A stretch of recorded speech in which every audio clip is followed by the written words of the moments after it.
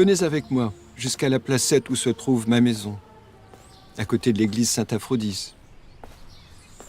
Ma famille s'appelait Gaillac, car j'étais l'aîné des enfants. C'est ici que mes parents, par leur exemple, m'ont fait découvrir la compassion et la prière. Le père Martin, curé de la paroisse, était de retour d'exil après la Révolution.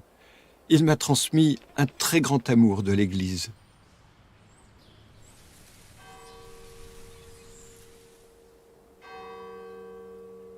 Dès ma plus tendre jeunesse, Dieu m'a rempli de son feu sacré.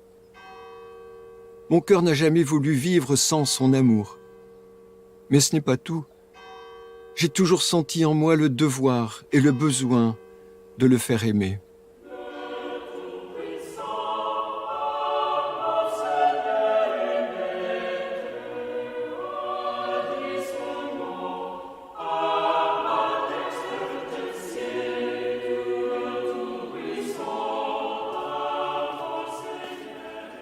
Lorsque j'ai eu la permission de mon évêque de servir comme aumônier à l'Hôtel-Dieu de Béziers, je m'y suis donné corps et âme au service des malades et des pauvres. Pendant 21 ans, j'ai fait face aux difficultés rencontrées en ce lieu, mais je savais que c'était la volonté de Dieu. J'étais encouragé par ma mère et par mes amis, particulièrement par Apollonie et Eugène Cure. C'est dans ce lieu que j'ai rencontré des femmes atteintes de maladies diverses liées à la prostitution. Et je me suis senti poussé à leur venir en aide. Au début, mon salaire modeste me permettait de régler les frais de leur hébergement dans un refuge à Montpellier. Il m'est arrivé une fois, n'ayant pas suffisamment d'argent, de supplier la religieuse responsable en lui écrivant « Une des brebis que Jésus aime est en danger. Essayez de lui venir en aide. Cette brebis se nomme Adélaïde. C'est pour elle que Jésus vous fait cette demande. » Comme je faisais face à de très grandes difficultés, je me suis souvenu de mes échanges avec le père Martin et de l'intuition que j'avais eue, dans mes jeunes années, de fonder un refuge pour des femmes à Béziers. Dès son ouverture, une femme désireuse d'un avenir meilleur pour son bébé le déposait à la porte du refuge, enveloppé dans une couverture.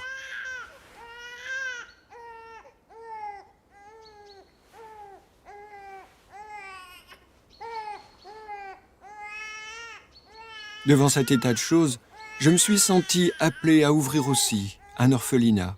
En très peu de temps et sans prévision à long terme, l'orphelinat et le refuge bruissent de vie.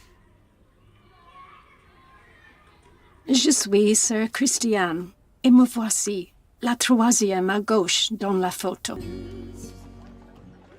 Eugène, son meilleur ami depuis le collège, a épousé Apollonie Pélissier et ils se sont établis sur les allées Paul Riquet. Ils ont porté les projets de Jean Gaillac dans leur cœur avec beaucoup d'amour et ils les ont soutenus financièrement. Le père Gaillac leur fut à jamais redevable de leur affection et de leur soutien.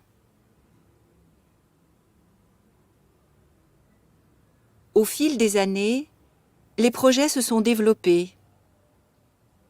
Mais en 1848, la mort subite d'Eugène bouleverse son épouse et son ami Gaillac. Comment comprendre les desseins de Dieu ?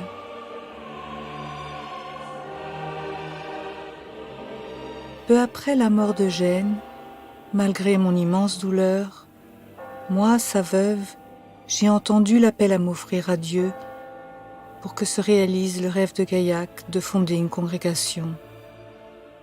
Et j'ai voulu répondre à cet appel.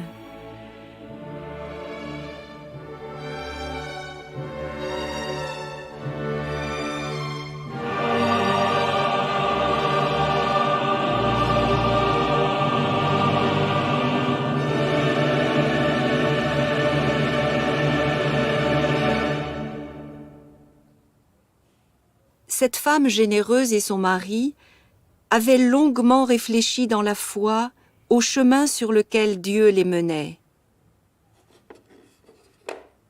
100 jours après la mort d'Eugène, Apollonie se joint aux autres femmes qui attendaient avec impatience la naissance de cette nouvelle congrégation.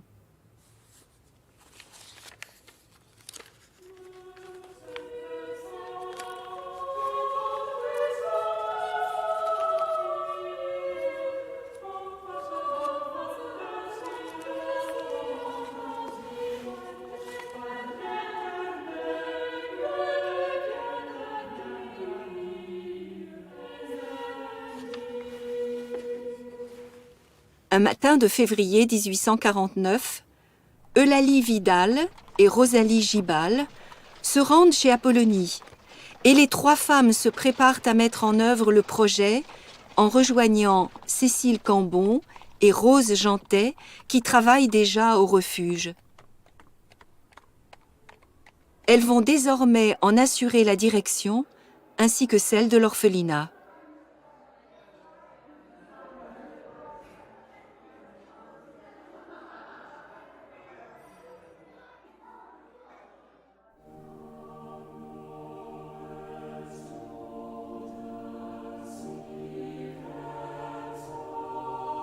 À la suite de Jésus-Christ et animé de son amour, ce petit groupe s'engage de façon dynamique auprès des 85 femmes et enfants qui vivent dans le refuge et l'orphelinat appelé le Bon Pasteur.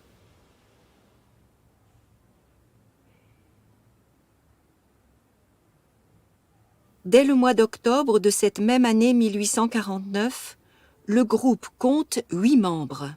Gaillac reçoit ces femmes dans la vie religieuse et leur donne leur nouveau nom.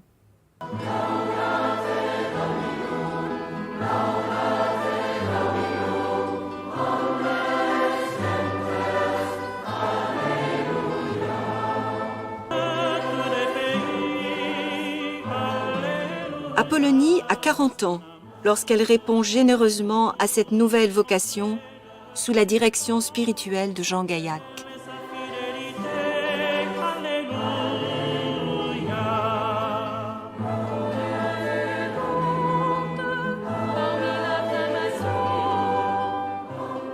Mon bon Père, je vais entreprendre de corriger mes défauts et de m'efforcer à garder une attitude sereine en me rappelant les paroles du Sauveur.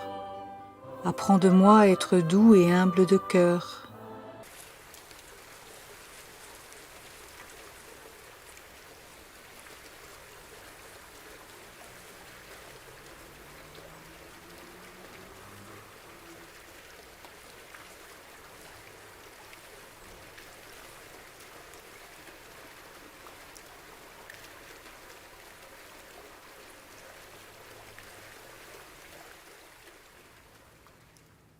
C'est vrai, elle se sentait très peu compétente et elle avait besoin des conseils quotidiens du père Gaillac.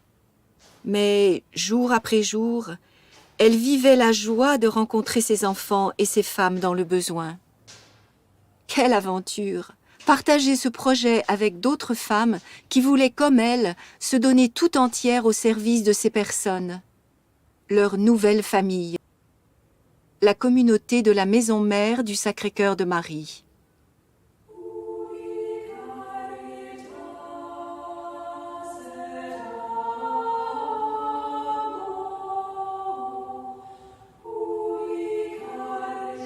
J'aime beaucoup la façon dont Gaillac parle de la communauté, lorsqu'il parle d'unité de cœur et d'esprit avec Jésus et d'unité les unes avec les autres.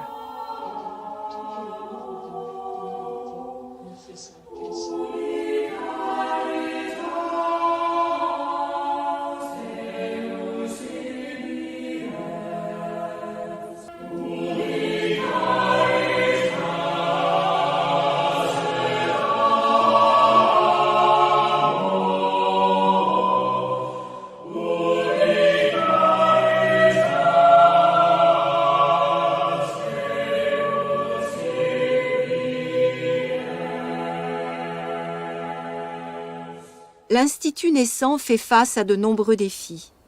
D'autres parcelles de terrain jouxtant la maison mère sont achetées. Et, elle après elle, la propriété s'agrandit.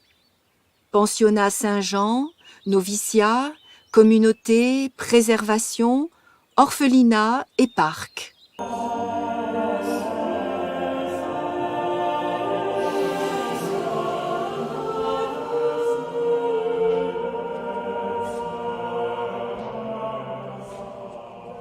La maison mère s'étend et crée des maisons branches.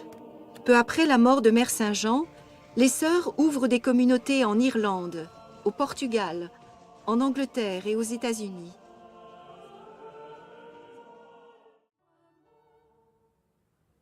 Quant à moi, je continue à vivre à Béziers, mais mon cœur est également avec les filles qui sont maintenant dans des communautés à l'étranger.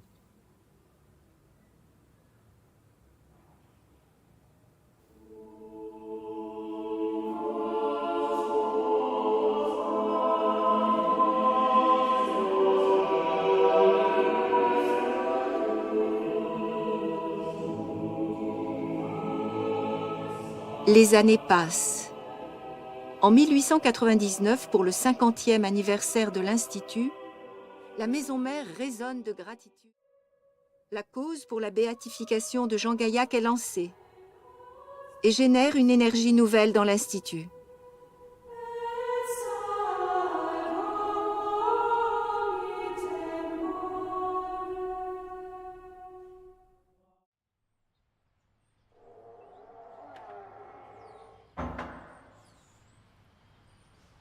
Nous devons efficacement travailler à ce que notre institut plaise à Dieu par sa fidélité au dessein qu'il a sur nous, afin qu'il daigne le bénir, le propager et le faire vivre jusqu'à la fin des temps. Travaillons à laisser après nous des personnes assez saintes pour continuer nos œuvres, en se rappelant nos exemples et nos enseignements, et à faire vivre, multiplier et perfectionner ce qu'il a plu à Dieu d'ébaucher par nous.